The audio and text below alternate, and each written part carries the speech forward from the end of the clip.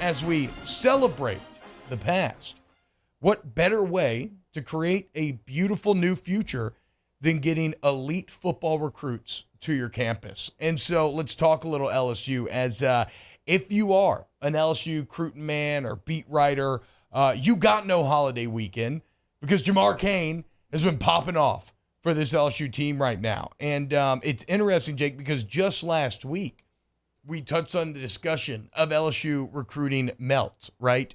And how, where were the Tigers saying? They're behind in IL. Or should you be freaking out? They're missing out on all of the top Louisiana talent, essentially.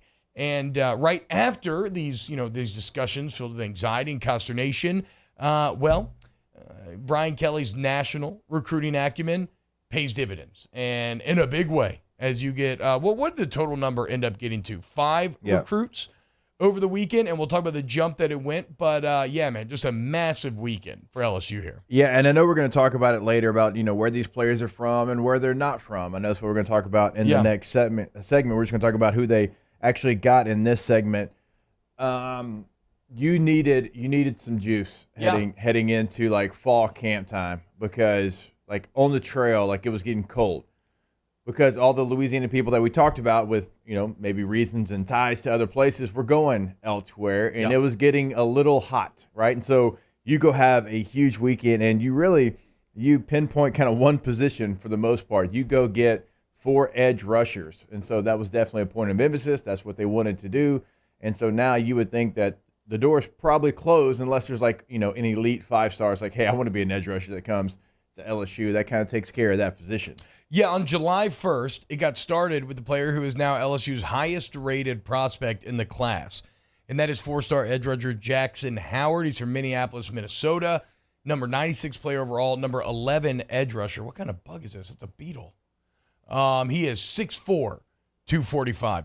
How about this? When you talk about weather change, I don't know that I can fathom a more extreme weather change than coming from Minneapolis, Minnesota to come play football in Baton Rouge. But either way, it started with July 1st, edge rusher Jackson Howard. Then on July 3rd, you had another 4-star edge rusher, Joshua Mickens, to the list. He's from Indianapolis, 6'5", 225, another top 200 player, number 164 overall. And then on July 4th, yesterday, ringing in the holiday with 3 big ones. As you get D lineman Darren Reed from Columbus, Georgia, 6'4", 270. Interesting little quirk here, Jake. The 247 composite has him as the number 228 player overall. Yeah. On 3 has him as the 29th player overall. So I don't know. That's a huge disconnect there. But he did choose LSU over Ohio State, right? One of the other elites. You get 4-star defensive lineman Deshaun Womack from Baltimore, Maryland, 6'2", 255, the number 106 player in the nation, according to the 247 composite. He chose LSU over Oregon, Ole Miss, Georgia, and Maryland, and then a bit of Louisiana, just a little dash of flavor there. As you get Ashton Stamps, the 3-star corner out of Archbishop Runnels, 6', 170. Now, 8'11" nationally. So not anybody that you're going to love from a ranking standpoint. One thing I do like, one little detail that I do like from Stamps, though, Jake, he earned that Scully through camp, right? He went to camps and actually performed on the field to the point where he impressed the coaches. They're like, oh, we need to offer this guy. And I always, I'm not saying that he's going to be great because whatever, he's fighting an uphill battle versus how scouts view him versus who he can maybe be. But, and I know that can be wrong, definitely. But, like, the guys that do belie that expectation are generally guys that tend to earn it in ways like that, where they show up to camp and they just show, look, I don't care what people say about me. I'm doing it in front of your eyes. I mean, I'm not saying everybody that's ever done it this way is turned into a superstar, but I know Justin Jefferson did it this way. Yep. I know Russell Gage did it this way. Yep. And when you go and you compete and you go against the best of the best, you go against all the top recruits that are at LSU's camp, and you end up with a scholarship, I'm always going to appreciate that because, look, rankings serve a purpose. It's gotten much better. It gets better all the time. But, I mean, they miss. They miss a lot, just like first-round draft choices in the professional ranks. They miss all the time. So somebody like this, you go to a camp, and against your peers, guys that are 4 stars, 5 stars, you earn a scholarship, it's always going to be near and dear to me. I mean, I earned a scholarship just by chance that somebody came to a practice and they happened to watch 5 other guys that they were recruiting and not me. So I can appreciate a story like this. 811th nationally. That's even worse than I was. So that's down there, but it doesn't matter because that's somebody that probably just got misevaluated, right? 5'11", he says 6 foot. So 5'11", 165 probably. Yeah. Right? Probably needs to obviously get in the weight room, gain weight, all that, but the skills were there enough.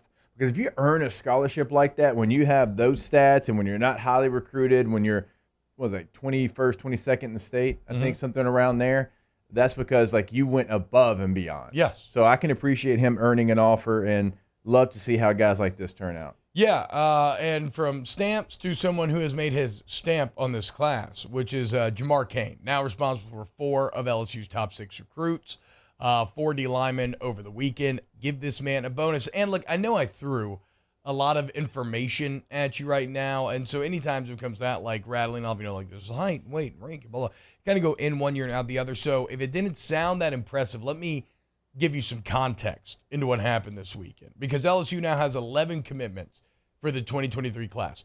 9 of those 11 commitments are 4 stars. Over the weekend, from July 1st to July 4th, they jumped from the number 37 class in the nation to the number 15 class in the nation. And so anytime you move up 22 spots, I think we can all appreciate what a great weekend that was. And what we'll talk about next here on OTB is maybe the most impressive part about that jump is that it is almost entirely fueled by recruits not from Louisiana. You're talking about 5 different states here. You're talking about Maryland, Georgia, Indiana, Minnesota, and who did I leave off the list there by accident? Baltimore, Georgia, Indiana, Minnesota. Never mind. I guess that was them. 4 states. Whatever. You get the point, okay? We'll talk about it next. Is this national approach going to pay off for LSU? Keep it locked right here. If you're watching on YouTube, hit the like button. Share with your friends. More OTB. We were talking about LSU recruiting, and we were talking about the fact that it was a huge week and, a huge jump and all that, but it's a jump that is fueled entirely outside of Louisiana. I mean, yes, you got Stamps. No disrespect to Stamps. Shout out Rummel. Even though I don't know if y'all agree with that back there. Danny's shaking his head, and Mario very upset right now. But Stamps didn't really move the needle from a national class ranking standpoint, right? So the 22-spot jump is fueled entirely by people from out of state. And it's interesting, Jake, because if there has ever been a state that believes that just inherently that local is better, it is Louisiana. And it's in everything that we do, right? Yeah. Food, ingredients, drinks. Music, right? We are fiercely proud and fiercely loyal to our local culture, as we should be. It's really only the great natural export that we have, right, is our culture. It's the only reason why any of us are here or are happy here. And so, I mean, look at I love Rouse's, right? I do commercials for Rouse's. I'm hanging out at Rouse's all the time. And actually, I have some exciting news on that front. We're not going to be there Friday or the next 2 Fridays, but then after that, for a couple weeks there, this is going to be really weird. I'm going to be hiding out in a Rouse's with a gift card and a gas card for an hour, and it's going to be like a game show. I'm going to tweet out my location with a hint, at least, and you'll have to find me to get the gift card and gas card. So I might be like hanging out in like the meat aisle or something. I don't know. Well, I don't know why, but it's the local radio man's life, dude. It's what we do. That's exactly what that sounds like. I don't know why, but every time someone sees you at Rouse's, they feel the need to tell me, hey, I saw T-Bob at Rouse's. Hell yeah, dude. Yeah, he's there every Friday. Yeah, it's awesome. Go back next week. You know what? You'll see him again. Shout out my guy, John, the man. If John's parking your car, give him a little love. But whatever. The point is, Rouse's they make a point of hammering home, right? Local ingredients. Louisiana from the brick up. And it's effective. And then when you talk about LSU football, it's something that they have lived by as well, right? That LSU football is made locally. Per capita, we all know that Louisiana has the most, I don't know if this is still true. It's been an accepted truth my whole life, Jake, that per capita, Louisiana has the most professional athletes. And if you look at all of the LSU national championship teams, there is no doubt that the cores have been built through the boot. Where this all gets interesting is if you can establish a more national brand and still retain some of that locality, how does that end up affecting you? And what I think about, Jake, is almost like what Kelly and company are doing right now. It's almost a diversifying of the portfolio, right? Like when you look at Louisiana's economy, it's something that traditionally has been tied to the rise and falls of the oil industry. Like, how would it feel if the state was not as beholden to that boom or bust cycle? It would feel really good. Would that not be better for all? Like, it would, right? And that's what LSU feels like they're attempting to do with recruiting right now, right? No D linemen in the state this year. Well, guess what? You have an elite D-line class, chock full of 4-stars. And that's because you went all around the country to find the answers that the state did not provide in this year. So, and look, I want to be clear, because this is honestly not that new. I think that Coach Orgeron did a great job of this, right? They did build their core in Louisiana, but they went out and got national guys here or there. But it does feel, Jake, like maybe Kelly and company are even more suited to really expand the brand of LSU past the Louisiana borders. Yeah, I mean, you're exactly right. When you talk about Louisiana, I think Florida has the most NFL players, but per capita, it still is Louisiana. At least it was a year ago. Okay. One in 79,000 residents in Louisiana make it to the NFL, which actually sounds like a big number. That's actually incredibly low. Yeah, that's tiny. Yeah. I mean, you have a pretty good shot. If you're out there listening and you think you're pretty good at football, like, okay, dude, Matt's kind of on your side. Yeah, so we've always been, champions of recruit through Louisiana and then go get other pieces to kind of sprinkle in to fill out your class, and it's just not going to be the case in this class. Now, is it going to be the case in the next class? We don't know that. Like, we can go and we can dive in, see exactly who's been on campus as far as 2024 recruits, but in this 2023 class, and we've talked about it, in the top 5, I understand being upset that you have 2 players committed to Texas, 1 committed to Alabama, and 1 is a heavy Notre Dame lean. I understand that. But we've also laid out why that is. Yeah. And of those, 5 players, I think that you're in on one of them still, and the other that went to Texas, like, you can be upset about that one. There's 3 that I never think you were ever going to get those players to campus. Didn't matter who the coach was. Quarterbacks in Osbury. So you've had to, actually rely on a strength of yours, which is national recruiting. Now, you have to take BK at his word that he said multiple times he doesn't want to build this team through the transfer portal, and he wants to build it through Louisiana. But sometimes you don't have that opportunity. Now, you mentioned, T, like when you start looking at defensive linemen in Louisiana, it's not what it typically is, because you have to go all the way down to the 18th and 19th ranked players in Louisiana to find the first defensive lineman. Typically, your best player in Louisiana is a defensive lineman. Yeah, that's very true. Right? That's a great point. Mason Smith, Glenn Dorsey, Tyson Jackson, you can go across and find, but that's not the case this year, and it's a position of need for you, so you've had to go elsewhere. So this year, I understand what it looks like. I understand that there's going to be some people upset because you're not dominating Louisiana. I do think this is a unique year. Like, even go down the list. You look at Tackett Curtis. You were so far behind from the previous staff on Tackett, you couldn't make up that ground. Yeah.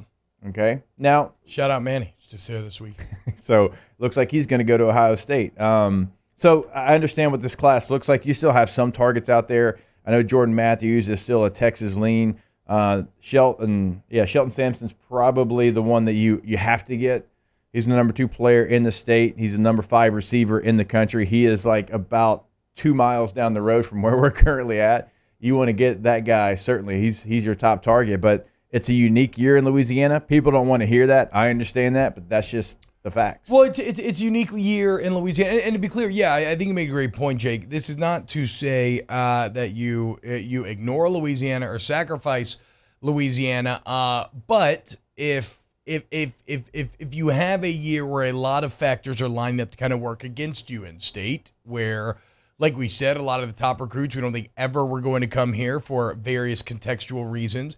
You also go from the most Louisiana staff and Louisiana coach ever in Coach Ed Orgeron and the relationships he formed on the high school front with families, right? And then you switch to someone that, is almost like, if you wanted to use a derogatory term from the Civil War, like a carpetbagger, right? Like a Yankee that comes down here to find his fortune and try to take advantage of the South, or whatever. Like that, some people can view that a bit antagonistically. And it's also an unproven staff, and it comes at a time when LSU has been very low for the last 2 years, right? So there's a lot of factors that are working against you in state. I think, but if that's going to happen, right? If that would have happened with almost any coach that you hired, well, then guess what? It's only a positive that you have a coach that in his past has been able to go out and pluck from outside of the state at which he's coached. We talked about that when he was at Notre Dame. Almost none of his professional players actually came from Indiana.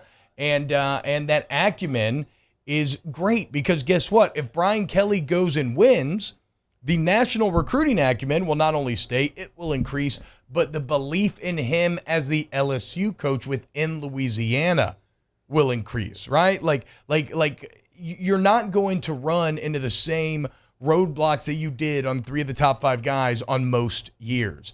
You're not going to have a D-line class that is empty on most years. And so, if Brian Kelly goes out and wins this fall and continues to give time to develop local relationships, well, then it becomes pretty exciting. The potential does, because you could see a brand all of a sudden that can recruit with anybody nationally and still has the most fertile and competition-free home grounds of nearly anyone in the country. Yeah, I don't think this is something that you want to make a habit of. You don't want to make a habit of not getting a class full of Louisiana players. That's how LSU's been built. That's how LSU has won national championships, with its core being from Louisiana. And look, I mean, you've had Jamarcus, who was from Alabama, Matt Mock, who was from Indiana, Matt Flynn, who was from Texas, Joe Burrow, who's from Ohio. So you've had guys come in from other states and be highly successful and win you national championships. So that can be done. You want Hebert from Georgia? That's right. Yeah, I agree.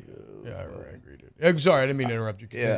Continue. Yeah. So this year is going to be this year, but you'd like to see them, if the players are there, you don't want to recruit just to recruit, because there's been staffs in the past that they've taken Louisiana kids just to take Louisiana kids, and also when they've missed out on a big recruit and they have not been, they have not offered someone within the state and they miss out on the big kid, then they just, I don't want to say token, but they just give the kid in the state an offer. And they've done it at the quarterback position a ton. Okay, so you can have it somewhere in the middle, right? And so you want to see them get back to it eventually. Like when you look at 2024, if there's 10 players in the state and 8 of them you want, go get all 8 of them. This year is not going to be that case. We've already laid it all out. So it'll be interesting to see. And also you have to remember, this staff recruits different than the previous staff. Yeah. They have a different way of recruiting, right? And they have a different footprint. I mean, Kane, these are a lot of the same guys that he was recruiting at Oklahoma. And Oklahoma, another school in which, Jamar Kane had a lot of experience having to go out of state to get guys, right? But boy, Jake, actually expound on that a little bit, though. What do you mean this staff doesn't recruit as in the same manner that maybe some others did? It does feel like there's not a lot of stargazing or star chasing. Okay. Yeah. They will offer somebody if they feel like it's worthy of an offer, and they don't really care what the ranking next to the name says. Now, that can, right, wrong, or indifferent, you can feel a different certain type of way about that, but they have shown like getting stamps an offer from camp. You come out, you show me that you can do it. I don't really care what some person that's not here says you are. Yeah.